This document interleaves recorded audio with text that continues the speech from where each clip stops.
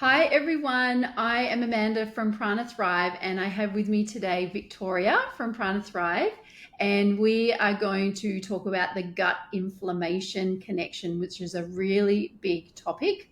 I'm a naturopath and Victoria is a microbiologist and microbiome coach. We both help people to address a range of inflammatory health issues, particularly IBS, IBD, skin inflammation, psoriasis, and some pretty long-term chronic health issues as well.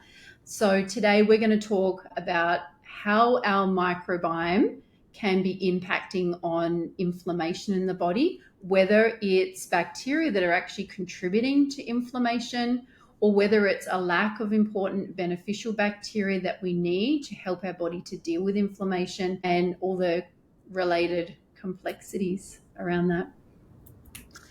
So, and this is the reason we're doing this video, is that it is a really big topic that there is a lot of complexities to, but to really understand why people have certain health issues, whether it is, more mild, IBS, irritable bowel syndrome, for example, or whether it has developed into a more serious long-term autoimmune condition like inflammatory bowel disease, or looking at arthritis, weight issues, allergies. So a lot of different health issues that we help people with, because understanding the microbiome is really key in how our body deals with inflammation.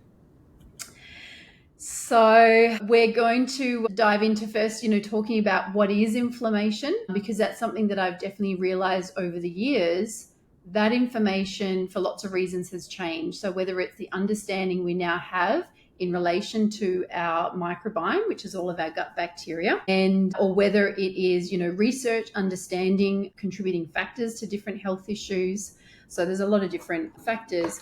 But what was understood years ago to inflammation conditions were more related to pain or joint inflammation, for example, skin inflammation. Whereas now we know that nearly every symptom or health issue, so even if we're getting recurrent infections, for example, or we're experiencing reflux and bloating, reacting to different foods, these are all types of inflammation.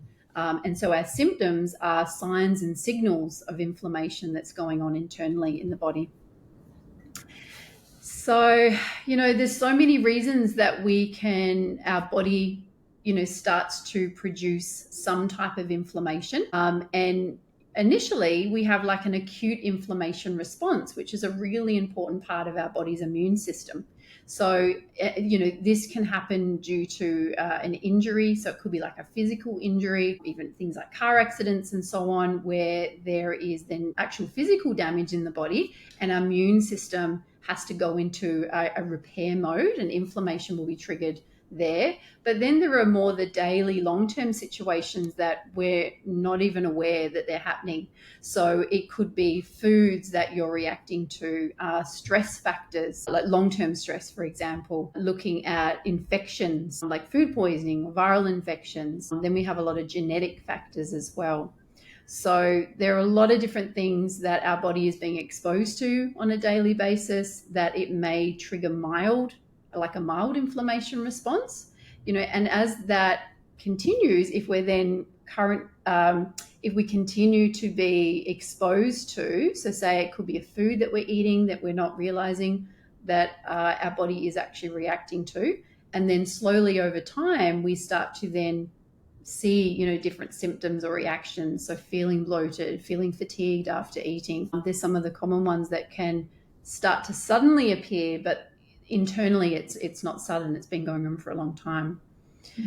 And then we start to develop into more chronic, inflammation sort of situations. Did you want to mention a few of the chronic symptoms that we end up seeing in clients, Victoria? Joint pain is a very common one that happens quite at end stages, even if it's just a sore finger, or I know I've had clients with just a sore big toe, just one big toe, any little joints. And then there's obviously the autoimmune and arthritis aspect to that, and many other conditions. Digestive issues, so your typical IBS, your diarrhea, your constipation, or fluctuating between both of them. Some people carry on with those for years. thinking it's just how their body is now, and it's definitely not normal. So it's a sign of chronic inflammation. Skin conditions, eczema, psoriasis, even allergy reactions that pop up, and definitely brain fog. Definitely brain fog. I'd suggest most of our clients have some aspect of brain fog. Obviously, there's stress aspects, but the stress aspects do cause chronic inflammation as well. Yeah, that's it. And brain fog is a big one. I would say that nearly every client will mention some level of brain fog, or it'll at least it's, I see that probably in the top 3 to 5 symptoms that clients come to see us with, and often at quite young ages as well. So sometimes I think when people are in those older age brackets, that a GP will often say, oh, that's normal, that's aging. And of course it's normal for certain health issues to develop, as we age. But, really that brain fog can happen at any age and at any time, because it is a reflection of that internal inflammation. And there's some really key bacteria that we often see that are imbalanced, especially when we're looking at brain fog. So that's what we're going to go into in this session today. We're going to talk about some of the different bacteria that we see. Both Victoria and myself, we use a microbiome test with all of our clients, so we're not guessing, we're absolutely understanding what your microbiome looks like as far as the hundreds of different bacteria, and understanding their different functions. And so seeing, where there is contributing bacteria to inflammation, where there are bacteria that we need to support to reduce inflammation, but not just looking at that test result, really understanding all of your symptoms and background, your diet, your lifestyle, so many different factors that will contribute to either short-term or long-term inflammation. But, I guess one of the biggest reasons that we're talking about the microbiome in regards to inflammation is that 70 to 80% of our body's inflammatory or immune response is regulated by our microbiome. So even just understanding that one statement of how important our different gut bacteria, which is a collectively microbiome, that, how that really controls that inflammation response. And so then that relates to our immune system. So our immune system is not just what defends us from the typical cough, cold sort of situation and infections. It's our immune system that is constantly regulating our different processing in the body, and so dealing with different types of inflammation as foods are being digested, different hormone pathways, constantly in a state of a modulating or regulating, an inflammatory response as well. So I guess just to give a little bit of sort of understanding around our immune system and the complexity of it, bacteria interacts with a lot of different immune cells. So these immune cells will be triggered to deal with acute levels of inflammation and repair, but then more chronic levels of inflammation as well. There are many different immune cells, some that we can test and look at in a blood test, looking at the different neutrophils and lymphocytes and so on, so we can see whether the body's in a state of dealing with an acute infection. But often when it comes to dealing with a more longer term inflammation, those blood markers are usually not sufficient to really give us that detailed understanding. So, and especially then if we're looking at different interleukin markers, for example. So we have 33 different interleukin secretory factors in the body. And we can have genetic factors that will influence those as well. So some people genetically have more of a pro-inflammatory response, but it's gut lining secretes these interleukin factors. And so it's our gut lining where it's that first defense of our body's immune system. So we're going to talk about some of the different bacteria that we can see in a microbiome test, how they relate to our body's immune or inflammatory defense as well. So, and especially the gut lining, as I just mentioned. So we have particular bacteria that are really important for that first defense of where, that help to protect our gut lining cells. So one of the markers that we look at is, or one of the types of bacteria, I should say, that we look at is called Akkermansia. And Akkermansia is that protector of the gut lining cells.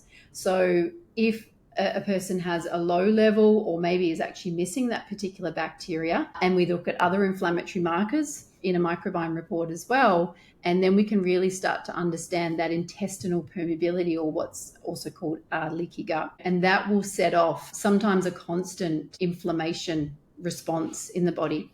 So typically, especially when people come to see us and they mention that they just feel inflamed all of the time. So it could be that every time they eat, they feel bloated, or they get reflux, or they feel fatigued after eating at certain times of the day, wake up feeling really tired, they have brain fog.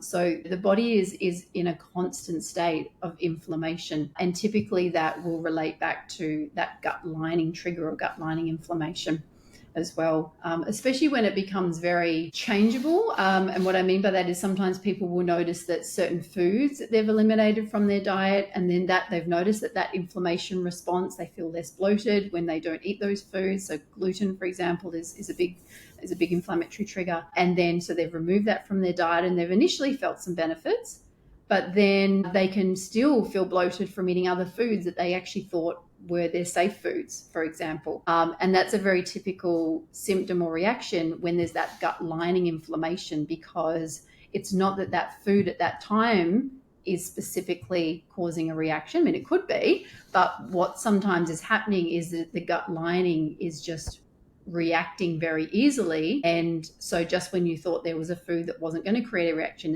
it still has, because there's not enough bacteria to protect those gut lining cells. So that's something we see often. Then we look at all those bad bacteria. I was going to say we tend to not use that word bad, but I mean, that's technically what they are. But it's those inflammatory or pathogenic bacteria that are producing certain toxins, or things like histamine, releasing extra histamine.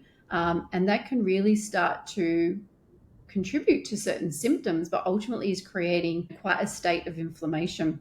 Did you want to talk a little bit about some of those pathogens that we often see, and then we speak to people about, Victoria? Yeah, I guess there's a few different mechanisms by which they actually affect inflammation. Some bacteria are like our true pathogens. So some of your real super pathogenic E. coli, your streptococcus, Citrobacter, there's so many. Klebsiella is a big one too. Yes. But essentially, our immune system has developed to understand that they are pathogenic. And so when the gut lining essentially detects the presence of these organisms, that interleukin response Amanda was referring to before, the inflammatory interleukin cascades come along, and the inflammatory little storm happens just because it's there, not because it's necessarily doing anything particularly. Obviously, there are other bacteria that are definitely toxigenic. And I think too, sometimes just for the fact that there's too many of a good thing can become inflammatory as well. But in terms of overgrowth, there's a handful that we do see quite a few cases of. The proteobacteria group phyla are key in that. Some of the Bacteroides are as well, if there's a specific species or strain of a Bacteroides or a Prevotella. They can be quite inflammatory for a number of reasons, whether they're mucin degraders, whether they affect hydrogen sulfide production. That's more the proteobacteria, but there are definitely others. Your Clostridia, which are actually part of the firmicutes, which we see as friendly for the most part, but not always. Always depends on the balance within each of these groups.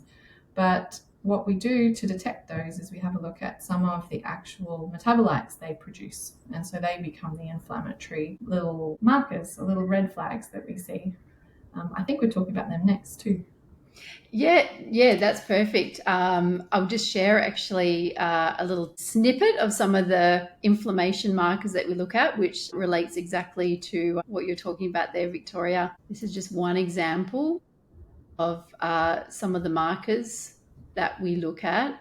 And so understand, like what Victoria was just about to mention there, was around things like LPS, so like the hexa LPS producing microbes. And here is showing a really high, and this is something we see very, very often. So this means that in this person's microbiome sample, there's certain types of bacteria that are producing those LPS toxins. And then that starts to create an inflammation response in the body. There are a lot of different symptoms that I definitely see that relate to that. And I wouldn't say it's not like there's one or two specific symptoms. often we're seeing a whole collection of symptoms and health issues that is relating to that high level of LPS inflammation. I think brain fog is a pretty consistent one with LPS in the bloodstream and the fat ingestion. That's one thing that I find people mention quite frequently. Obviously not all the time, but it's definitely up there. Yeah, that's right, definitely. And also, is it on this page here, looking at the histamine? I don't think it is. Yeah. But something we often see is then bacteria that are releasing a lot of extra histamine. Brain fog is really, really common symptom that I'll see relating to that excess histamine. Skin inflammation, so it could be eczema, psoriasis, dermatitis, even acne, sinus, either, and it could be an infection, rhinosinusitis or sinusitis. So they've got inflammation of their sinus or upper respiratory, and definitely that excess release of histamine from different bacteria can really be adding to those symptoms. Even the hay fever, the sneezing, runny eyes, itchy nose, and so on. Really big symptoms as well. Yeah. And then headaches is another big one that we see with histamine as well. Yeah, and then there's the strep connection with the sinus as well. Do you often see the strep high in the gut when you have person with chronic sinusitis? Absolutely. I'd say it's probably, one of the most common symptoms. Every now and then someone might have a high strep level and they don't, because that's something I'll often ask people even if they haven't filled that in from our first consultation.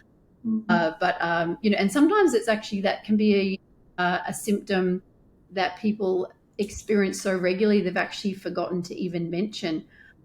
So like that hay fever, sinus, or the postnasal drip, or the waking in the morning with feeling sort of a blocked nose, and it's become their normal. So it maybe wasn't, depending on what other health issues we've been talking about, it might not have seemed important, or it might have been forgotten about. And then I've looked at their microbiome result and they've got the high streptococcus that Victoria just mentioned there. Not all strep produces histamine, but there is a lot of different strep bacteria that can be producing a lot of extra histamine. So then we're looking at that extra marker in the report as well. So it's definitely a symptom. I've then asked people when they haven't mentioned, do you ever experience any sort of sinus or hay fever type symptoms? And in most cases, yes. They're like, oh my gosh, I just didn't even think to mention that. I would say it's a very common symptom. Yeah. Then we look at all the imbalances in the microbiome, how we can address those inflammatory pathogenic bacteria, and then building up those important beneficial bacteria, and all those inflammatory health issues start to reduce or even totally resolve. So yes, sinus and brain fog are definitely areas that we've both helped so many people to resolve. Sometimes very, very quickly. I think brain fog is I've definitely noticed one of those symptoms that can resolve quite quickly. Sometimes sinus issues as well, but sinus tends to have other possible factors that might take a while to address. Is that what you've noticed as well, Victoria? That's the trend I've seen too. Yeah. There's also an interesting link that I'm definitely going to research a bit more around anti-inflammatories and people who take NSAIDs and the actual increase in inflammation over time. Like there's an initial decrease of pain or symptoms, inflammatory symptoms, but they actually encourage non-beneficial bacteria to produce an inflammatory response chronically, which is just fascinating to me. Yeah, definitely. I know that's, a question that we often get asked too around antihistamines. Is that what you meant in relation to antihistamine medications? Definitely both, but also anti-inflammatories. So anti-inflammatories. Panadol, etc. Like if there's pain and initial, like with bloating, etc. Some people have pain, they'll take anti-inflammatories for the pain, but it actually creates more inflammation over time. But antihistamines definitely too. There's the same kind of connection there. That's it. And I guess that's like for a lot of medications, it's either blocking something or it's a band-aid effect. And that's okay if we need to be on certain medications, but what we're trying to understand is the root cause. So where is the inflammation coming from? And that's exactly why we're talking about this today, because, the microbiome is absolutely key in how our body deals with inflammation. So there are many health issues and medications that can be eliminated by really understanding and then addressing these different bacteria. Mm-hmm. So even things like the diversity markers over here. So if we're looking at the microbial diversity, which is the number of different bacteria, we want to have a really high diversity. We want lots of important beneficial bacteria, because all of our different bacteria have different functions in the body, helping us to digest our carbohydrates, our fats, and our proteins. Bacteria that are there for our body's immune response, so they might be antiviral or antibacterial. If we're looking at bacteria that are really important for energy production, hormone pathways, liver function, so many different areas of our body really need a lot of different types of beneficial bacteria to function properly. So that diversity scale at the bottom there is really important. So for this person, this is very low, and this is something we see in a lot of people as well. So that low diversity means that there are lots of beneficial bacteria that are lacking. Now, this is just one very small snippet of the microbiome test that we look at. So we then understand, and we'll see all the different types of bacteria, what's there, what's not detected, their exact levels. So this page here is just an example of a bit of an overview more in relation to inflammation. But then we can get really specific to understand what bacteria are there or not, or even the total number of beneficial bacteria. And so then we know which ones that we need to focus on building up as well. Was there anything else you wanted to mention on this screen here, Victoria? Otherwise, I'll close it. I'll just mention about the diversity. Low diversity has been correlated in terms of research pretty well across the board. Low diversity, more inflammation is essentially what they've found. And low diversity can mean low total numbers, but it can also mean a higher total number with an overgrowth of something that's upsetting the balance, which affects a specific type of diversity metric, such as the richness down there as well, which is also low in this person. So there's lots of different metrics that we understand and go through, but essentially it's just like any ecosystem. The more diverse, the healthier it is. Just like in a bush, if you just had a monocrop of just plain old pine trees like they do to harvest for the wood, it's not as healthy ecosystem as a natural bushland setting, and the same goes for the gut. So more different types, more balance across all the different types of species is what we're looking for, and that's what that measures. Definitely. And then actually before I close, I'll just mention some of the short chain fatty acids. This little snippet here has just got a couple of them, but we can understand of all the short chain fatty acids, which are anti-inflammatory compounds that are produced by different bacteria. So this is where that understanding the importance of a balanced microbiome or diverse microbiome is then actually understanding what our gut bacteria produce. And they produce really important anti-inflammatory compounds called short-chain fatty acids. So acetate, butyrate, propionate, and there's a couple of others on a different part of the report. And so then we're wanting to understand how much of these anti-inflammatory compounds are being produced as a reflection of the entire microbiome. So for this person here, their butyrate is very low, and this is something we see in a lot of people as well. So that low butyrate production means then a lowered ability to deal with inflammation. So if you've got particular health issues that are signs and signals or autoimmune conditions that are adding to that inflammation in the body, and then you've also got low levels of bacteria indicating low levels of butyrate, that really reduces how your body can deal with inflammation. And that's why people end up in quite a long-term or chronic state with their symptoms and health issues.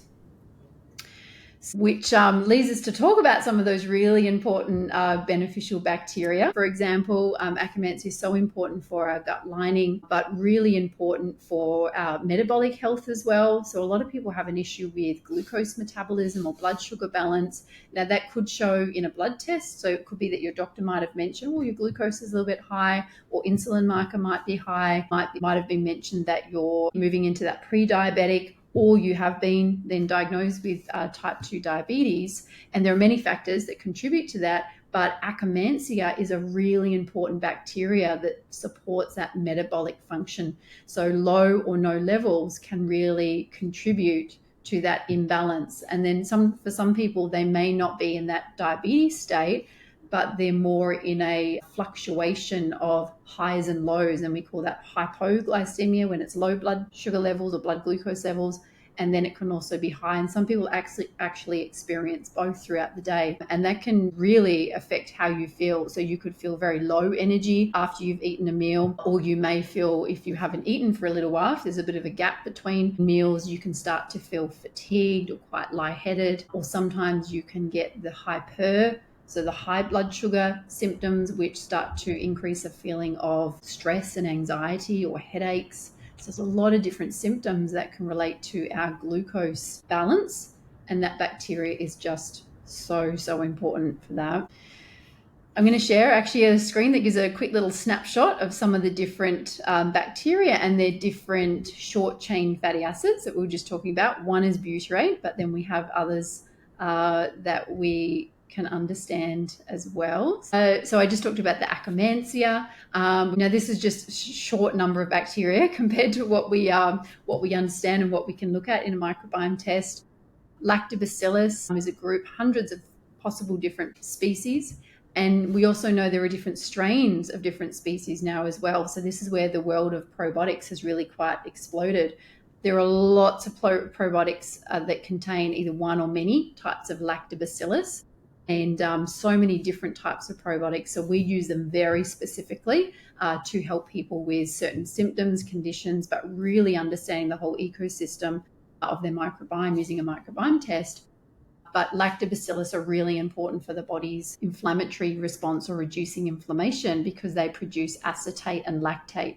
So those short chain fatty acids are then really important for, one, feeding other types of bacteria. So we have cross feeding, basically where we've got different types of bacteria supporting the balance or growth of other bacteria, and then they have their functions as well. So there's a lot of synergy when it comes to our different types of bacteria.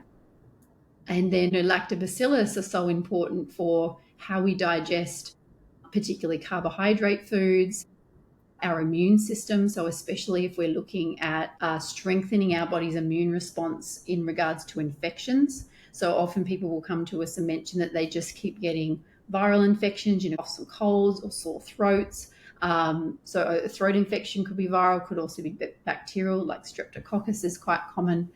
And or travel, that's another big area that people mentioned that they got sick while traveling. So whether it was a cough, cold, or whether it was more of a food bug, and or really wanting to prevent getting sick when traveling as well. So understanding the types of bacteria that we can build up to really strengthen our immune system. And then I'll let you talk a bit about Bifidobacterium victoria, a big one that we love to look at and analyze with our clients. Yeah, bifidobacteria, another one of those really common probiotics that you see listed on probiotic supplement labels. They are important for the immune system and just about everything else. The more and more research that comes out, you won't see bifido absent on a microbiome research paper anymore. It's generally one of the markers of the good bacteria. So they're an older variety, we'll use that funny word, of bacteria that should colonize when we're young. So the bifido tend to be the first to go as well. They're quite sensitive to antibiotics because they are coming from an older branch, I guess, of the whole bacterial family tree, and they die off pretty quickly. I know they call it the ancient species, don't they? Yeah, they do. Among a host of other benefits, they will produce particular short chain fatty acids as well. Similar to lactobacillus, they've got lactate and acetate, and I just find it quite fascinating that yes, they produce those and we have benefits of those, but again, that cross feeding you mentioned, the fact that if you miss out on the bacteria that digest those or use as an energy source the various short chain fatty acids, they're not going to be converted to the butyrate. So it's not necessarily just the fact that you have butyrate producing bacteria present, it's that there's balance within your microbiome so that everybody gets fed what they need. And it's again that hallmark of ecology again that we like to hammer on about. But your bifido, they do digest some carbohydrates, they do help with protein digestion as well. But again, the immune system factors there are huge. Yeah, that's it. Definitely immune with the bifido. That's a big area that when we're looking at a microbiome report, people who have low levels or sometimes are missing that entire group of bacteria, then they often do have lowered immunity. So they're getting coughs and colds more easily, or higher stress factors as far as increased feelings of stress, I should say. So feeling stressed more easily, like sometimes people will say, like, I'm starting to feel anxious that I didn't used to, or things are starting to worry me more, or I used to be able to deal with the stress of my work or home life and so on, and I'm just feeling less and less that I can actually deal with those daily stresses. And low levels of bifido very often correlate there. So, but on the plus side, we can really focus on building up those beneficial bacteria and then really reducing the inflammation, but strengthening our nervous system and reducing feelings of stress as well. So yeah, there's so many different types of bacteria. We can keep talking forever, and different markers around inflammation. But this has given a quick, I guess, overview of just understanding the complexity of a microbiome, how important it is for how our body deals with inflammation. There are many different lifestyle and diet factors that you can start to look at if you haven't already. So looking at ways that we can reduce stress, because stress does impact our microbiome, that adds to inflammation as well. And I know most people are dealing with some level of stress. So looking to see where we can make changes in our daily habits, or incorporating relaxing techniques, meditation, deep breathing, being out in nature. These are all things that I think we all know, but sometimes we find it hard to incorporate those things, into our life. So we find that is really, really important. Exercise, improving sleep in the microbiome. We're definitely going to be talking about in another session. So is really important. And seeing where things that we can include in our diet. So we're talking about the diversity of our microbiome, and the diversity of our diet is really important. But we realize, though, that a lot of people who are dealing with a lot of especially digestive symptoms, so whether it's more the IBS, so the gas, bloating, reflux, or IBD, which is more your ulcerative colitis and Crohn's, that is very inflammatory. So they're two very different sort of situations. But when we're looking at foods, often a lot of people who come to see us have a very restricted diet, because they just find less and less they're able to digest different foods. So we're definitely not here to say, okay, you want to just start adding all these new foods into your diet. You want to start adding them in really, really slowly if you've been following a very restricted diet.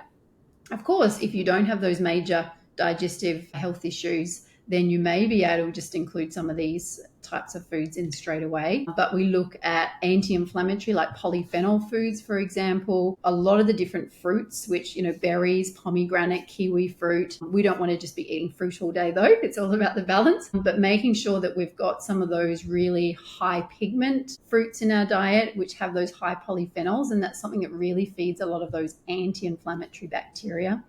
Then we've got different fibers. So fiber that we get from leafy green vegetables, fiber that we get from nuts and seeds. They can be an issue, though, for a lot of people as well. So when we're working with people one-on-one, we are looking very specifically at their different types of food reactions. But something that I love to recommend, and for a lot of people they can incorporate, is things like your flaxseed meal, chia seeds, hemp seeds. Again, adding them in slowly in small amounts if it's not something you've had much of before. And collagen supplements, healing herbs, your curcumin, which is from your turmeric, your aloe vera, your ginger. So many nourishing foods, herbs, things that we can include in our cooking. Bone broths, for example, they're just some of the many things that we look at for each individual person. But they're just a few general takeaways that can help to feed your important anti-inflammatory bacteria. And reduce your inflammation. And reduce your inflammation. That's I right. guess, I guess too, there's the people who do struggle with all the foods, particularly people who have tried low FODMAPs and lots of different elimination diets do struggle to reintroduce foods. And I guess that's where the importance of working with somebody who has tested your microbiome, who can recommend sometimes a prebiotic fiber supplement specifically for your symptoms, that will help rather than trying all the different foods. There's a few ways to go about it, but the prebiotic fiber supplements do help so many people. Definitely. And that's what, when we're looking at a microbiome report as well and understanding those inflammatory bacteria, that's a really important first stage. So with each client, we're usually doing a certain number of steps and stages in their treatment plan, and that will be different for each person. But if we're looking at a lot of inflammatory or pathogenic bacteria, then there's certain supplements, whether it's antimicrobials or certain immune modulating supplements that we can prescribe that are going to help to address those bacteria. So sometimes we don't even recommend someone changing their diet for, say, a month, because we want to use some really targeted supplements to address those inflammatory bacteria. And then we can start to support the growth of the good ones, whether it's with the probiotics and using diet. So yeah, the synergy of supplements and foods combined, but really understanding exactly the whole ecosystem of what we're dealing with as well. So thank you so much for joining me today, Victoria. And thank you for anyone listening that hope you found that helpful, just to understand how important our microbiome is for dealing with inflammation, or how it might also be adding to inflammation in the body, and some of the things you can start to look at. We work with people one-on-one, but we also provide a lot of information. So there'll be a link below where you've got a few options of how you can get in touch, or extra information that you can find. So thank you, Victoria, and thanks for listening. Thanks. Bye.